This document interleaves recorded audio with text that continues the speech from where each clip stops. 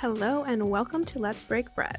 I'm Stance, your host, inviting you into a wide-ranging conversation where we untangle everything we thought we knew about bodies, food, and eating disorder recovery.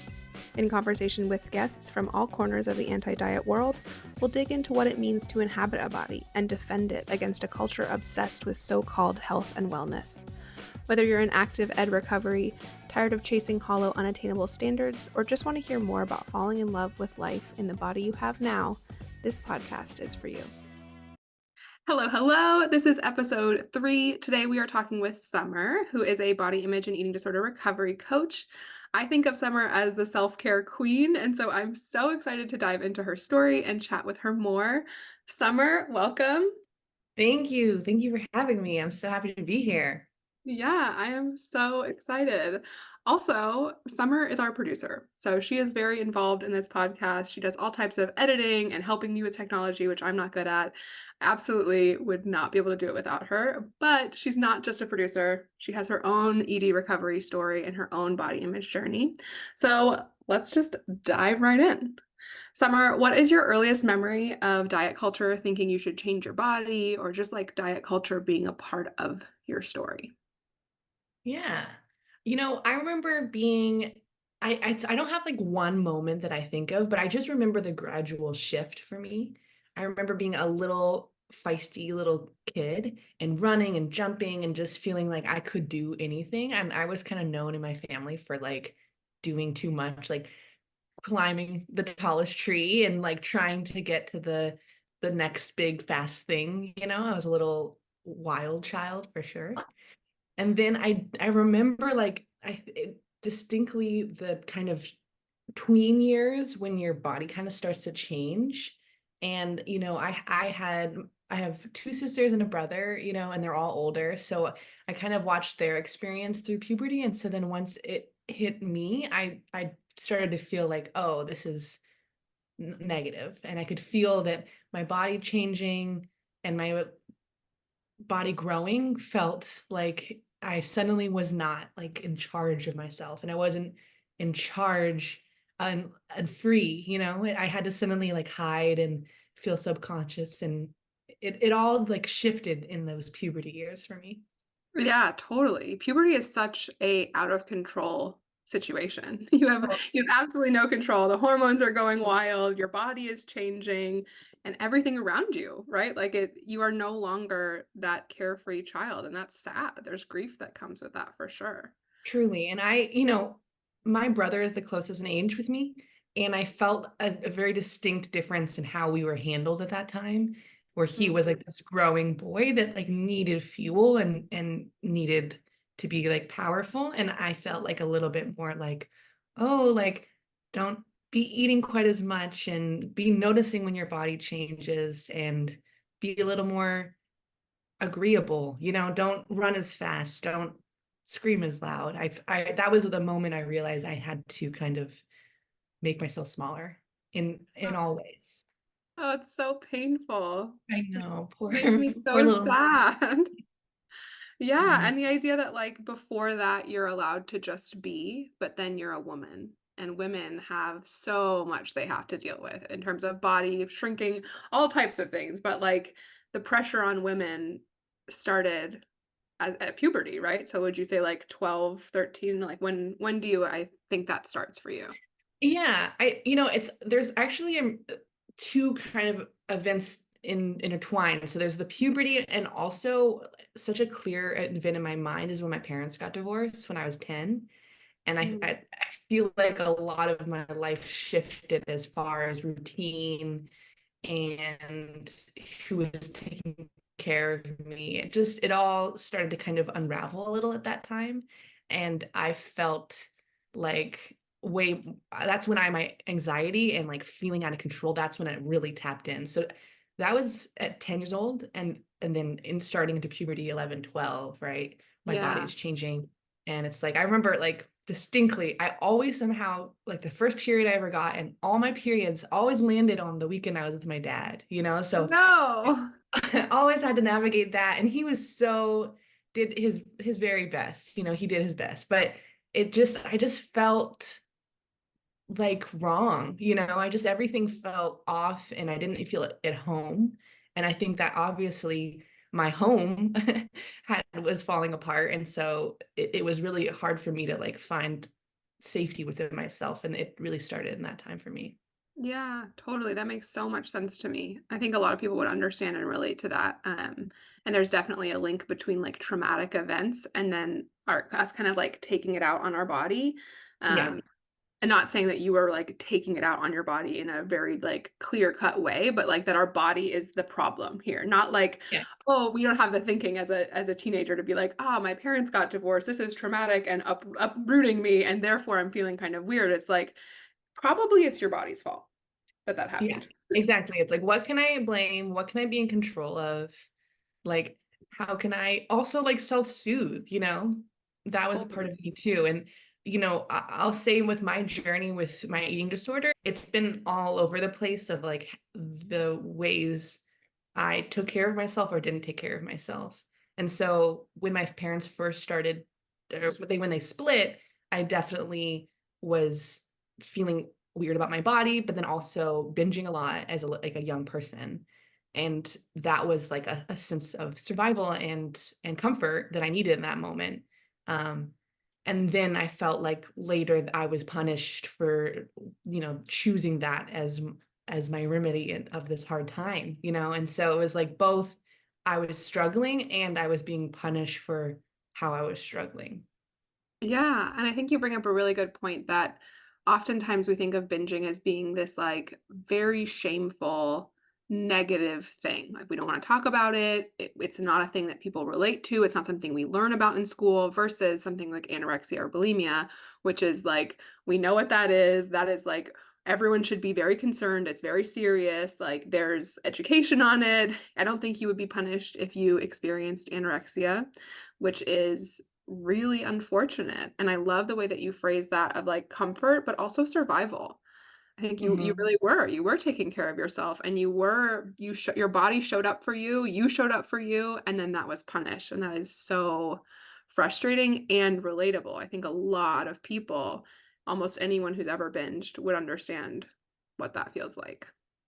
Yeah, and I feel like that's when other people started to kind of weigh in on my body is when of course when you're going through puberty things are changing and everyone grows and moves in a different way. And then also I had this unhealthy relationship to kind of binging and food, and this was like kind of a self-medication, and that was being talked about through, and it wasn't like how can we help your anxiety, which has been the kind of the core throughout my life, and my eating disorder is like that's the heart of it, is feeling anxious.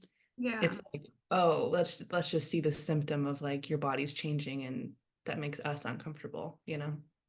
Totally. Ugh, it's so painful to hear like stories of childhood and thinking like, man, I wish someone could have helped me with my anxiety then instead of commenting on my body, which seems like Yeah. such a surface level and like how does that help anyone? I can't think of a single time that someone has made a comment on someone else's body and they're like, I never knew that. I had No. no idea my body was changing. Oh my God, I've Yeah. gained weight. What do you mean? Like, obviously, when your body is changing, you're aware of that and it's already feeling so alienating.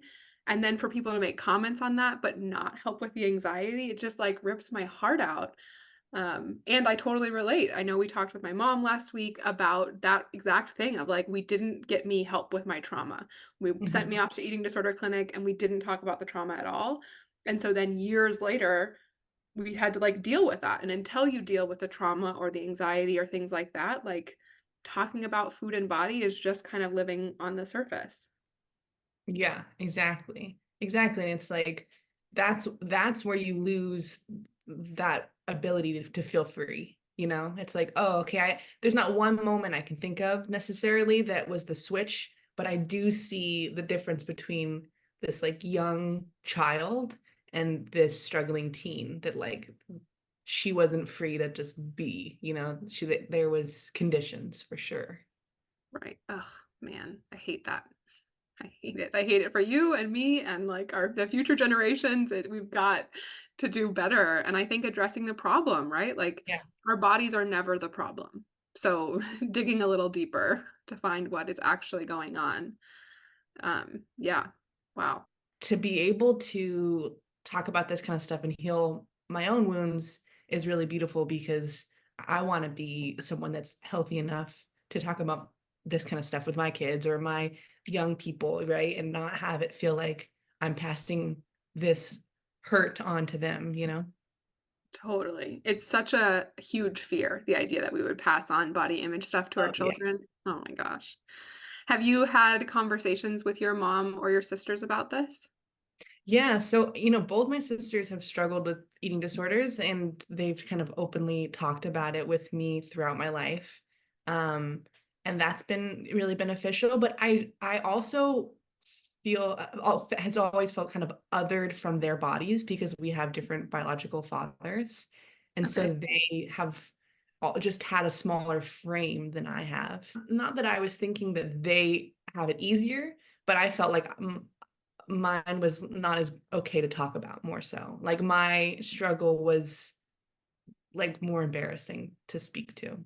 Yeah, 100%. And like as practitioners, we don't think that anyone's like we don't compare traumas or compare Yeah. difficulties, right? But like yes, it is also very real that when someone is recovering in a smaller body or recovering in a larger body, like it is simply easier to recover in a smaller body because of the Yeah. society that we live in, right? Like that just is real. And that doesn't mean that your sisters weren't struggling by any means, right? It just is different. It is hard to recover in a larger body. And I think that you're pretty straight sized, but you're tall. Um, Hmm. and not to like invalidate your body No, size, no, I mean, and that's part of it too. Yeah. yeah, is your height. And so I'm curious about like I'm 5'5", and so I sort of struggled with the opposite of people saying that I was like shorty or like I'm kind of short and squat. And so I've always like looked up to tall girls and been like, wow, they're models, they're so tall. But I know personally from talking to you that it's been hard to be a tall girl. And so I'm curious how that played into it. Yeah. And it's, just continuing, I guess, to go back to like bodies changing, right? And it's like I suddenly became very tall at a young age, in middle school. I'm sure I've been the same height since middle school, and your girl is 5'11", so I always kind of joke like I'm the size of like an adult man, so like treat me with that respect, like Amen. Amen. like yeah. So starting in a very fragile time as far as like confidence, I was taking up a lot of space that I didn't necessarily feel comfortable with. I'd walk into a room and people would see me. I'm 5'11", like Yeah. and I understand there is a beauty standard to height and that there's privilege with that and that people would be like, wow, you're so tall, right? As a compliment, right? But I also felt like I could never hide or be small or be unseen. I just felt very visible. Yeah. Um, and that was just really hard. I didn't feel comfortable taking up space until I was definitely like in college, I would say. Like it took me a while to be like, oh yeah, this is me, and I can either be unhappy and be me or be accepting of who I am and be me. Like there nothing's Right. going to change. I'm always going to be me. I'm always going to be 5'11". So I can Yeah. either be like so heartbroken by it or embrace it. And so I chose option B. Yeah, 100%. And I so relate to that, not with being tall, but with like my body is gonna be my body, right? Hmm. So I can either live my best life with this body or I can Yes. be miserable with this body. Um, Yes. but those are the choices. So what am I gonna choose? I'm gonna choose a happy, fun life that I really enjoy.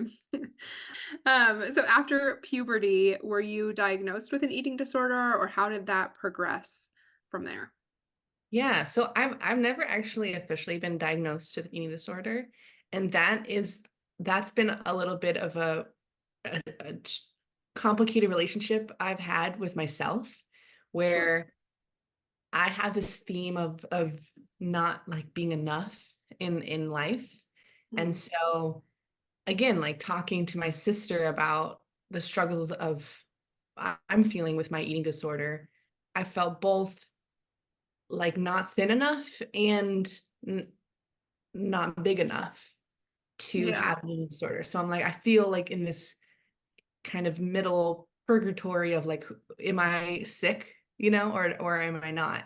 And there's this theme, right, with people that are experiencing eating disorders that it's like, am I sick enough, right? Yeah, totally. And I when I learned about that, I was like, oh yeah, okay, I feel seen because there was for so long I felt like I'm not sick enough to be qualified as an eating disorder, but I very much was having large spans of my life where I was binging or then heavily restricting after that and just in this spiral of shame and not making choices that were about my pillars of health, right? My mental health, my financial health, my emotional health, my physical health, right? It was like, how can I shrink myself? Yeah. And to me, it's a very clear eating disorder, but Yeah. it took some time for me to be okay with gray areas of like, it doesn't look any certain way to have an eating disorder. It can look a million ways. And you just have to Yeah. know that what's true in yourself and how you want to heal. And I was like, I think it was once I decided to fully recover is when I realized, okay, like, yeah, let's start with step one. I have an eating disorder, and now where can I go from here to make it easier to be alive, honestly. Yeah, 100%. And I think that's so common that people think they don't have an eating disorder because they haven't been like clinically diagnosed with an eating disorder. I remember thinking my mom was nuts for suggesting I get an eating disorder evaluation. I was like, sure, I'm going to prove to you that I don't have an eating disorder, and came out with several diagnosed eating disorders and was like, what do you mean? Like, I think there's a lot of things that lead to that. Starting with the education, we think eating disorders are only anorexia and bulimia, and that you must be emaciated and near death in order to qualify for that. And that's just not true. Most people with eating disorders are not emaciated. The most common eating disorder is not anorexia or bulimia, it's binge eating disorder. So, like, the education that we have is just so, so flawed. And then society tells us all along that things like eating disorder behaviors are very normal. Doctors prescribe them, they're in magazines, celebrities are doing that. Like, the things that we see are disordered. And so if we see those as normalized and we think eating disorders are only this one tiny class, then it makes so much sense that people think they don't have a real problem, or they're not sick enough, or they are not, this is not a real eating disorder. And it very much is. But I think it's really common, like what you said, like thinking, I don't actually have an eating disorder. I'm not small enough. I'm not big enough. Like, I just don't fit in. I'm not enough. Um, how has that kind of segue, like if you didn't ever get diagnosed with a formal eating disorder, how did you start working in the eating disorder field? And has that come up for you working in the field, thinking like, I never had an eating disorder, or do you feel pretty confident in it now? Or like, how is that? So yes, you and I know each other through coaching. We both went through Recovery Love and Care, which is an online certification to become a recovery coach. Yeah. And I learned about it because I was following Jane Mattingly on Instagram, and she is the founder and creator of the program. And she is just very wise, incredible human. And I wanted to learn more about what she did. And I saw that she had this curriculum available. So I was like, you know what? Let's just try. Like I might not be qualified, but I feel really passionate. Like this is my world. Like everything she says, I'm like, yes, this resonates with my core. So I kind of like it was a bit of a whim of like, let's just do this. So I signed up for the online course, and I felt very grateful that the course that I felt very passionate about first made me stop and reflect on where I'm coming from and the work I still need to do with myself. And that was really incredible. So it kind of set me up to start working as training as a coach in this self-reflective, really like centered place.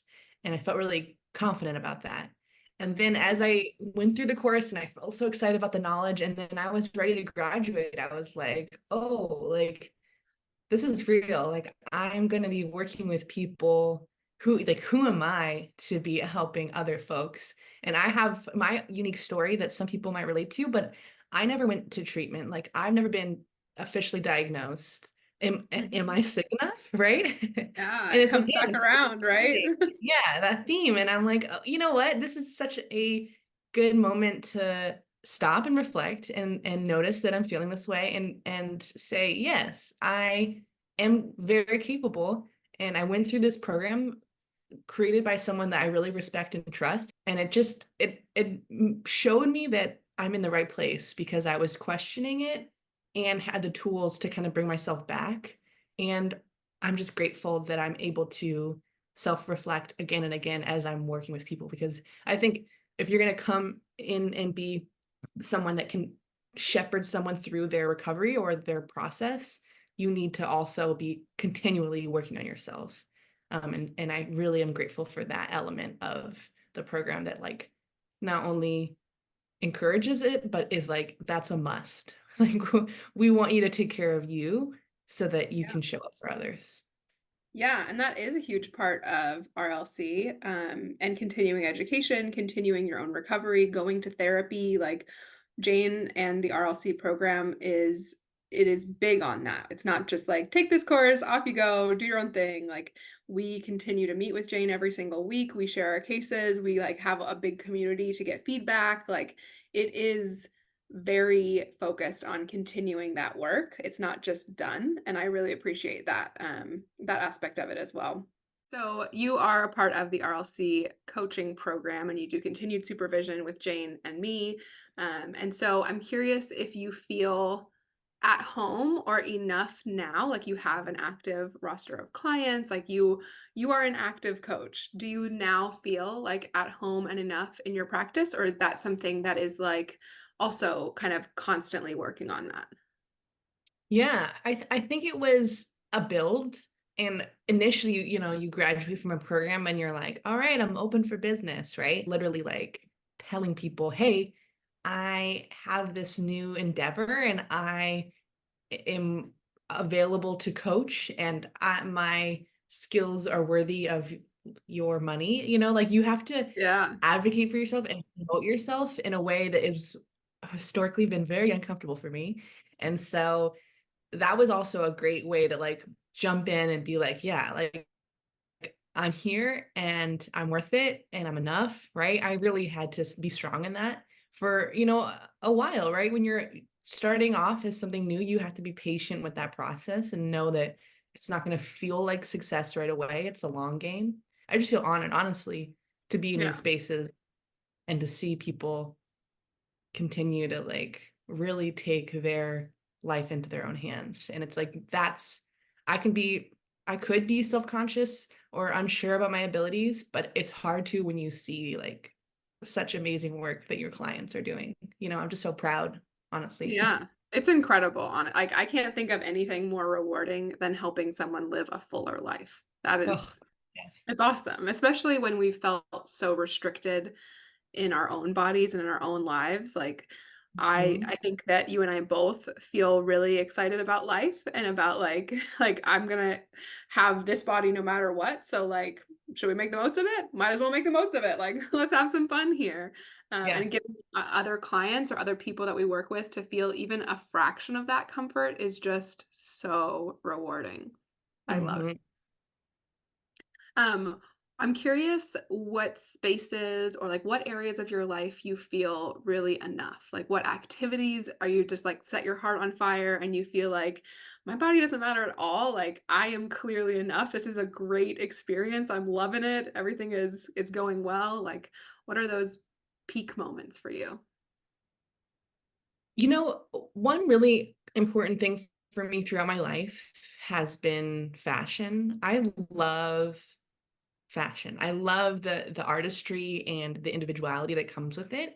And I honestly think that's something that has been a lifeline throughout my life. I grew up in Seattle, and it's big thrifting culture there. So like I would just go thrifting as like a young person and just get these wild outfits and be like, yeah, like this is what I'm doing. And that Yeah. expression and like confidence through the clothes really has been something that has shown me that even it's wild because even in times that I was really struggling, I felt great in certain outfits, you know? Yeah. And it just shows you that there's no size or no like place you need to be to feel confident and be powerful and be making cool, bold choices. Like you can do that at any time, right? Even if you're Yeah. struggling, even if you feel like there's more work to do, that is always like something that you have access to.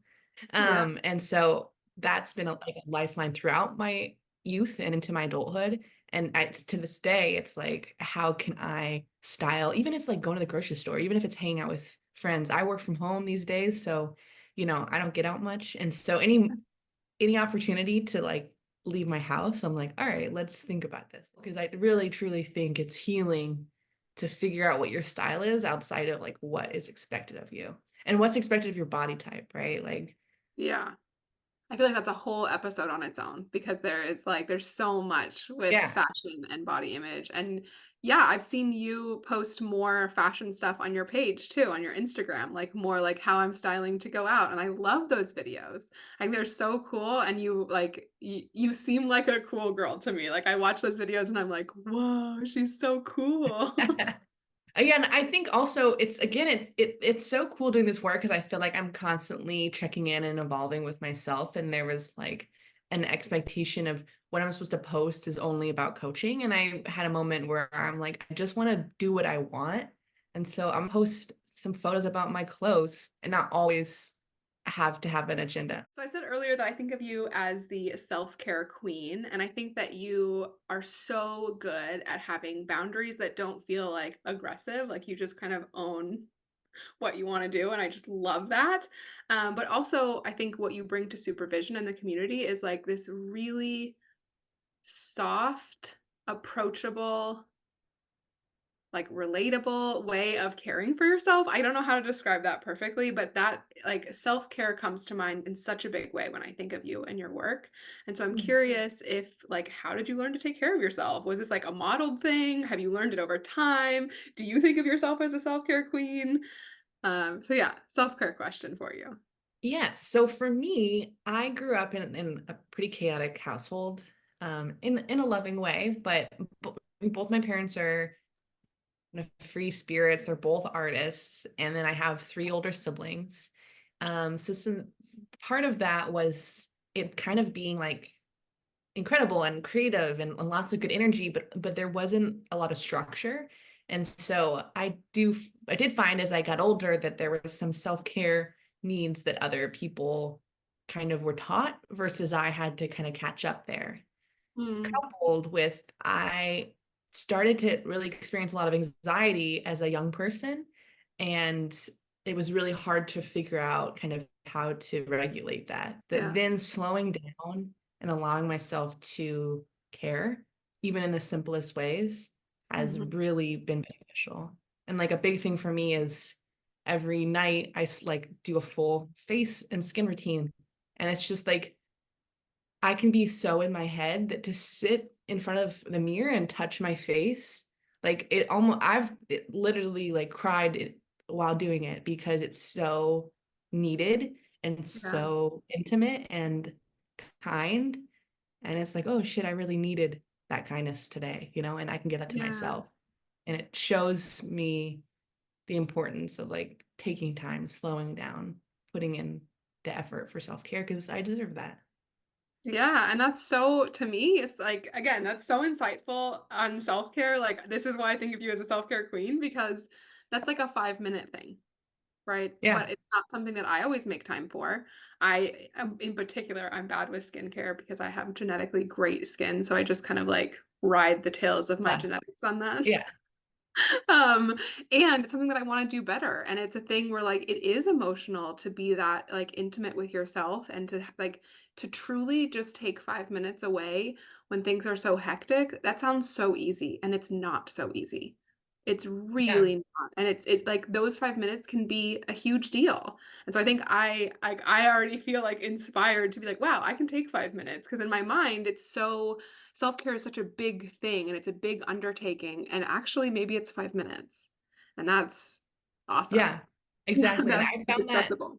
exactly. And that's where I work with clients, is that showing that we actually do have, which feels like we don't have time to give ourselves, let's just say 3 minutes, right? But we Mm, give everyone else so much of our time and our effort and our hearts, right? So just take 3 minutes for yourself. And the more you are able to establish that boundary for yourself, it grows and you see the yeah. effect in your life of being like, oh, okay, actually my needs and my heart deserve to kind of be at the forefront of my life, even though I very much like taking care of other people and I very much like showing up for other people, but I found I can do that tenfold when Yeah. I am centered with myself. I'm taking care of me first, because that's all you got, really. Yeah. Wow. Well, that's really helpful for me personally. Thank you. And you live in LA, and I've heard you say before that you like the idea of people sort of changing their investment in wellness, right? So people are constantly paying for Botox and fillers and Pilates classes, calling myself out. I love all those things. And instead of focusing on those investments, how you could invest in yourself through some of this body image work. And I think that's so powerful. Like, I think again, that's attainable. That's something that almost everyone I know needs to work on their body image and could maybe have a session with you. Like that sounds like something we could all use, and instead we're all kind of focused on like maybe if I get some more Botox or I just go to enough Pilates classes or I try to do like this ever-changing target to get us more comfortable. And instead it sounds like maybe like a body image session would be helpful, or maybe a self-care session would be kind of more helpful, and that's the cost of like one Botox session. Like, to me, seems like a clear winner. Yeah. Yeah, I mean, that I think our culture in general, but for sure it feels like very evident in Los Angeles, that everyone's looking to lean into their wellness, I'll put kind of in quotes, like lean Mhm. into um how to fix themselves, right? What's the solution that like make me happier or healthier, right? And Yeah. perhaps that could be Pilates and filler. Like, that's great. Do what you want to Sure. do, for sure. But also, like, let's start to kind of shift that narrative a little bit and be like, part of bettering yourself is kind of starting, with your heart, right? Starting inside. And so much of like the work and what we're striving for is this exterior expectation, which is fun, right? It's fun to play around sometimes with your exterior, but it also can be really heavy and you can feel like you're never quite achieving and you're spending so much money on these expectations. And so for me, I'm like, okay, I see that people really want to better themselves. Um, and let's talk about bettering ourselves, mentally and emotionally as well, because our body image is going to be stronger if we're working on our who we are, as opposed to like how people receive us physically. Yeah, totally. And I love the idea of like alongside that, right? Like, you're not Yeah, saying yeah. don't go to Pilates, don't ever get fillers, but like also maybe just having these conversations, right? Like there's also room to work on it from the inside. And I think that's really empowerful. Empowerful? The hell? Empowering. Yes. And it's like it's gonna change your relationship to everything, right? I've taken Pilates classes and felt like, I hope this makes me smaller. And I've taken Pilates classes after doing much work with myself and healing, and feeling like, wow, I'm really proud of how strong I am today. Or, Yeah. wow, I really don't feel very much energy and I'm going to honor that today in this class, right? So it's Yeah. like you can still have the full life that you want to have, but it's how you relate to things that maybe would tear you down before, or maybe make you feel shame. You can Yeah. then come into that space being like, this is who I am, and I'm going to show up authentically, and I'm going to honor my needs, and I'm going to like celebrate that. Yeah, totally. I totally relate to that. Especially, I think that anyone who follows me on Instagram knows I'm obsessed with Pilates, but because I've gotten to this point in my body image, I am not really blaming my body for any way that a session goes. If I don't feel strong, it's like, I don't feel strong today, and that's allowed, right? Like I just needed more stretching today, or I felt so strong, and that doesn't mean that my body is suddenly more capable than it was on the day that I didn't feel so strong, right? Like I'm so much more neutral Yeah. about it, and I feel like working on body image has allowed me to have a better relationship with Pilates. In fact, it's not that I'm like not going. I go more often now that I feel so comfortable and safe in my body. In the same way, it's right. It's like if you want to get Botox or filler, there could be a a way that you would approach it of being like, this is going to fix me. I'm not worth anything without this, versus Mhm. like, I feel I'm empowered to choose what I want and I'm excited to Yeah, do the thing, right? There's totally. almost every choice in life can be made through a clear lens of who you are and what you want versus shame and expectation, right? Totally. Ah, so powerful. Yes. Amen to that. Because like, yeah, like I get Botox. I really like my forehead Botox. I feel Yeah. like very great when I have it. And like on these months where I'm doing IVF or going on a fertility journey, I can't be having Botox. And that is not like, oh no, suddenly I'm gonna be this worse version of myself. It's like, yeah, I'm not gonna have Botox because I'm making a baby. And that's like awesome and cool. Whereas in other parts of my recovery, that would have been, it sounds so silly to say out loud because I feel so recovered, but like that would have been hard to not allow myself Yeah. to have Botox or not be trying to chase weight loss, or like it would have been really hard to let go. And so I'm so grateful that in this work, I then have, again, greater access to things that bring me pleasure. If that's Botox every now and again, great, right? Like that's not, my entire worth is not built on if I have Botox or not. Yeah. And so, yeah, again, everyone can benefit from body image work and working on their relationship with themselves, with food, especially in this society. It's hard to not be impacted by those two things. You can find me on Instagram at Recovery with Summer. And then I also have a website. You can find me at Recovery with Summer Matthews. Awesome. We'll put those on the screen as well as all over the place so that you can find Summer. Summer, thank you so much for having this conversation with me. I feel sure I'll have you back because you're a huge part of this podcast and I really appreciate your insights. So thank you so much. Thank you for having me.